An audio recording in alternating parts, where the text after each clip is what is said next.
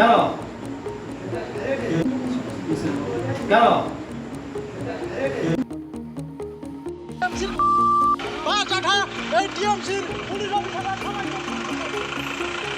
আমরা প্রথম থেকেই বলছি তৃণমূল কংগ্রেস যে ওটা পারিবারিক দ্বন্দ্বে একটা গণ্ডগোল, একটা মৃত্যু হয়েছে।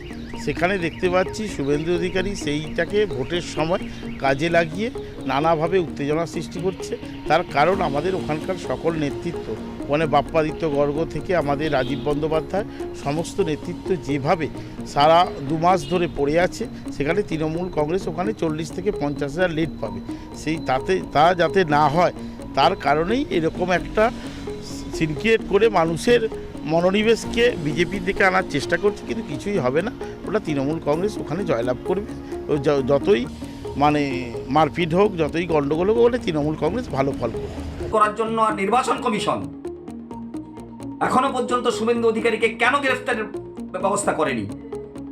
শুভেন্দু অধিকারী এই জিনিসটা ঘটিয়েছে। শুভেন্দু অধিকারীকে অবিলম্বে গ্রেফতার করার দরকার।